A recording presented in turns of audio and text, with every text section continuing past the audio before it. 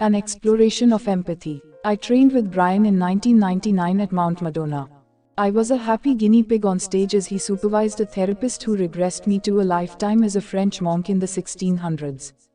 I had some mystic experiences during that lifetime, yet I sat on them for fear of what others might say. I had developed a relationship with a fellow monk who was my first wife in my current incarnation, and spoke secretively of my experiences of God as someone who would never punish or condemn anyone. My fellow monk agreed but refused to come out with me. Still, I was bolstered by his friendship, and I angrily confronted Father Francesco, who ran the monastery. He slapped me for being blasphemous and kicked me out of the order, arranged for my excommunication, and threw me out of the church. The monk who had befriended me stayed mute, paralyzed, and with the church watching me leave as the bells tolled mournfully. This may account for, in part, why my ex-wife always was afraid that I would abandon her. Devastated, I tearfully and hopelessly climbed a nearby peak, getting colder and colder, and died alone. Hopelessly climbed a nearby peak, getting colder and colder, and died alone, freezing to death in the snow, a de facto suicide. In an interesting twist, I spontaneously had a partial life review at the end of that onstage session, in which I was shown alternative choices that I might have made, and how life would have gone had I made those choices. I could have approached Francesco more gently and caused, if not a revolution, an evolution in the monastery that focused more on God's mercy and love and less on hell and sin. This approach would have brought more people into the church and soothed many of the poor, who often believed their poverty was God's punishment for their sins. In a later regression, I intentionally reviewed Father Francisco's life. I was curious as to whether, under hypnosis, I could be directed to relive someone else's experience, and a fellow student successfully directed me there. I first saw Francesco beaten bloody by his own father as a child, and then I experienced his emotional torment directly as he writhed and cried out. Literally, his father believed that he could beat the hell out of his son, driving the demons out of him through pain. I was filled with compassion for my former enemy. Poor Francesco, understandably, grew up seeing himself as sinful and his heavenly Father as angry. He did unto others as was done unto him. Our spirits met, and I tearfully forgave Father Francesco as he apologized to me, saying he knew not what he did. Father Francesco returned in my present incarnation as my counseling supervisor, Frank, to be a much healthier mentor to me as a therapist. I returned to him as his ardent student for many years in this lifetime. Before I had the past life memory, one of the things that I confronted Frank about was that I felt he didn't offer me enough emotional support. He replied that I was unteachable. We were both right, and well before the memory I became more open to Frank's coaching as he became gentler and more compassionate with me. He literally changed my life. We actually did your training together. Greg Unterberger. There are so many lessons to learn in this earth school, too many to learn in one life. Lessons of compassion, hope, faith, non-violence, tolerance, charity, empathy, non-prejudice, and others can require many, many lifetimes. We are given countless opportunities to pay our debts to others and to repair our relationships with them. Greg and his supervisor were able to do both. We too can accomplish similar healing, even with our most difficult partnerships. Love and forgiveness, augmented by understanding and patience, can fix all. Choosing this path of patience and kindness rewards us with incredible blessings. We do not choose this path for that reason, for the reward is in the doing. The blessings come anyway. Through empathy and insight, Greg and Frank could reunite and prosper. Their relationship reached a higher spiritual octave. Awareness means seeing from a more complete perspective. Greg provides a clear example of how this can lead to healing when he is able to see the beatings Francesco had to endure as a child. Now Greg could comprehend the connection to Francisco's behavior and values as an adult. With this comprehension, Greg let go of his own judgments and forgave Francesco. As an additional benefit, Greg's relationship with Frank, Francisco's current incarnation, was deepened. As you have previously read on the subject of progression therapy, our future is not set in stone, not some fixed and unalterable pathway extending forward in time. It is a system of possibilities and probabilities, with some outcomes more liable to occur than others. One potential outcome, the probable future, is the most likely to happen, but it is certainly not guaranteed. Greg's description of alternative choices echoes these futuristic concepts. If, in the 1600s, he had chosen the more gentle and less confrontational approach, his life would have been dramatically different. His future lives, including his present incarnation as Greg, would also have been altered and improved. His relationship with Frank would have begun at a stronger and even healthier level. Ultimately, the time that it takes is unimportant, for progress is always being made. And with every step forward, the spiritual path becomes more clear.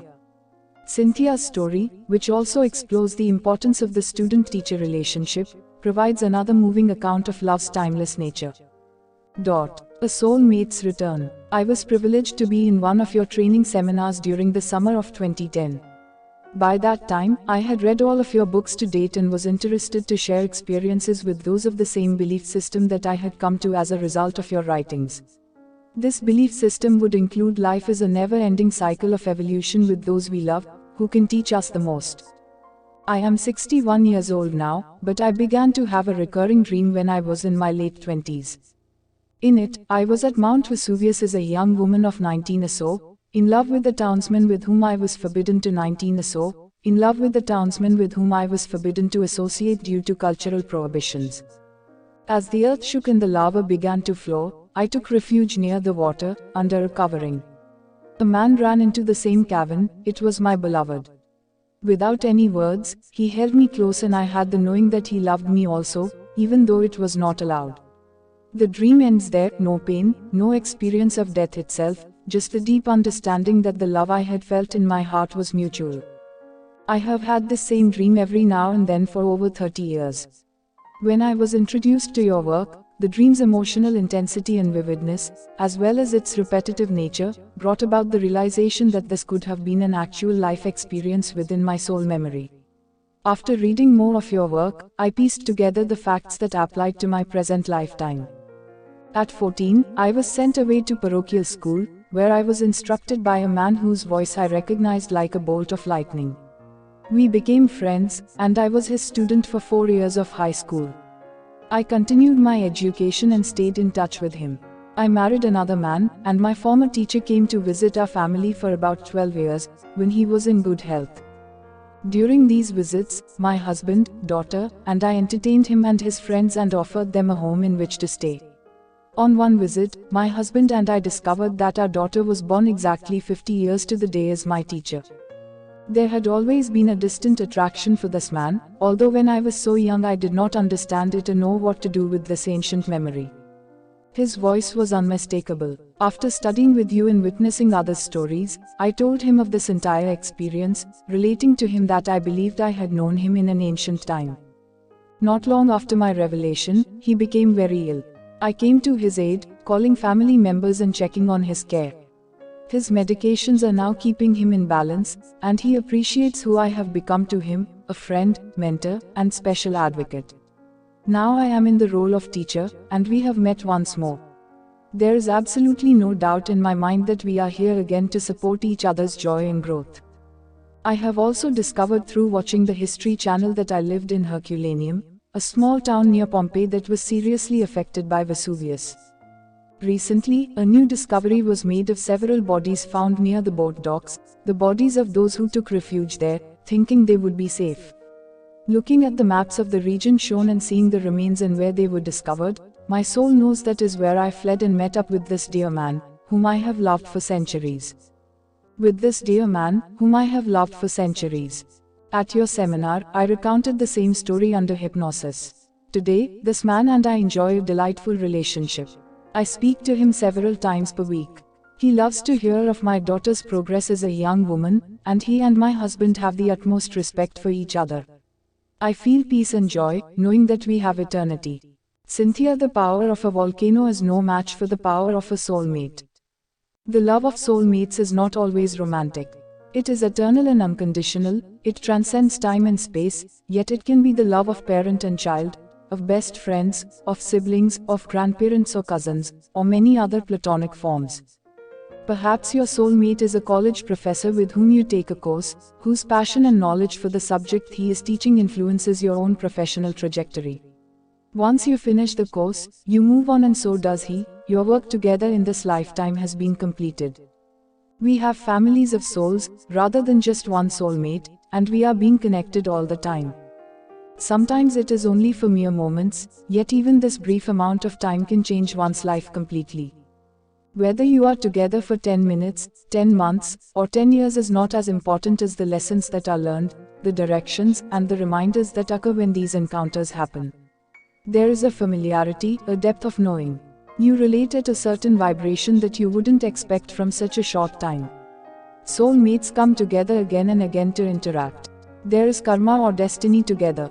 It is good to see how Cynthia and her teacher's soul relationship was so appreciated by the entire family and absent of any jealousy, resentment, or fear.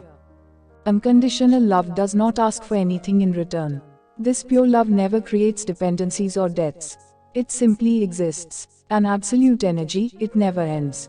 It instantly connects lifetimes centuries apart and promises that all loved ones will be entwined throughout eternity. Witness how Kala, the author of the next story, translated this concept into action as she reached out to her sister with the love that Soulmate. This is a part of Zindagi Ki Roshni consultancy. It has been established for those who have lost someone and for those who are very sad in their life. About 100 PDF books and 20 short audio books of this topic will be sent to those who join it. This data will be sent to their email or WhatsApp. If you want to join this organization, then please send WhatsApp message to this number.